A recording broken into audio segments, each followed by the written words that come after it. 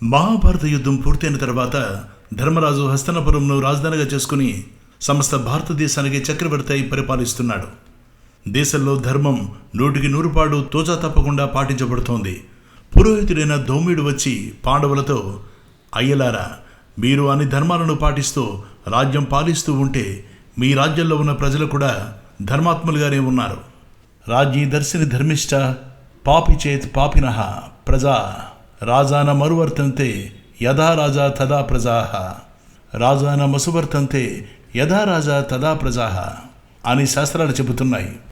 అంటే రాజు ధర్మాత్ముడైతే ప్రజలు కూడా ధర్మాత్ములవుతారు, రాజు పాపం చేసేవాడైతే ప్రజలు కూడా పాపాత్ములవుతారు. ఎప్పుడూ ప్రజలు రాజు ఎలా ఉంటే అలాగే ఉంటారు అని దీని అర్థం. ఈ విషయం గ్రహించి, ఓ ధర్మరాజా, నీవు చేసే ధర్మ పరిపాలనను దేవతలు కూడా మెచ్చుకుంటున్నారు. ఇంతకీ ఇప్పుడు ఈ విషయం ఎందుకు చెప్తున్నానంటే, రేపటి నుంచి మాఘమాసం ప్రవేశిస్తుంది.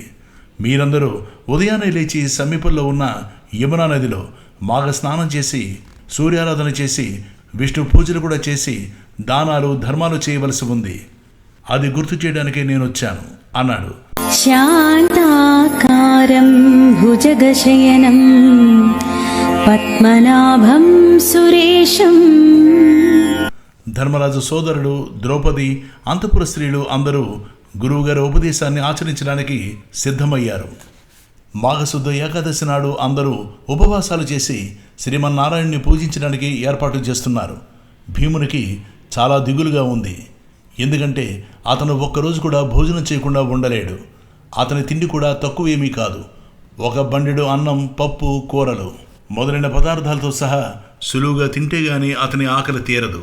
మరి ఉపవాసం ఉండాలంటే 2 పూటలా అన్నం తినకుండా ఉండాలి కదా, లేకపోతే ఏకాదశి వ్రత ఫలం దక్కదు కదా, ఎలాగా అని ఆలోచించి ధౌమ్యుల వారి దగ్గరికి వెళ్ళి తనకు వచ్చిన సందేహాన్ని ఆయనకి చెప్పాడు. ఆయన అంతా విని, భీమసేన, మాఘమాసం, అందున శుద్ధ ఏకాదశి విష్ణుదేవునికి చాలా ప్రీతికరమైన రోజు. ఆనాడు నీవు భగవంతుని మీద దృష్టి నిలిపి నేను నియమంగా ఉండాలి అని దృఢమైన సంకల్పంతో, అంటే నీకు ఆకలి దప్పికలు రెండూ తెలియవు, నీకు శ్రీకృష్ణుని మీద భక్తి ఉన్నది కదా, ఆయననే ధ్యానిస్తూ పూజిస్తూ ఉండు. నీకు ఆ కృష్ణ భగవానుడే ఉపవాసం ఉండే శక్తిని అనుగ్రహిస్తాడు. అనన్యా చింతయంతో మాం యోజనాః పర్యుపాసతే తేషాం నిత్యాభియుక్తానాం యోగక్షేమం వహామ్యహం అని భగవద్గీతలో ఆయనే చెప్పాడు కదా. తనను ఆరాధించే భక్తులకు ఆ శక్తి సామర్థ్యాలన్నీ ఆయనే అనుగ్రహిస్తాడు. ఏ సందేహము మనసులో పెట్టుకోక ఏకాదశి ఉపవాసం చేసి నీ ధర్మాన్ని నువ్వు ఆచరించు అని హితోపదేశం చేశాడు.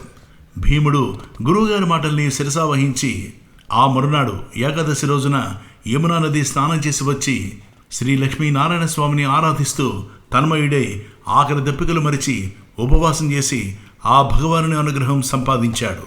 జగజ్జాలపాలం కషత్కంఠమాలం శరచంద్రబాలం మహాదైత్యకాలం నభోనీలకాయం దురావారమాయం సుపద్మాసహాయం భజేహం భజేహం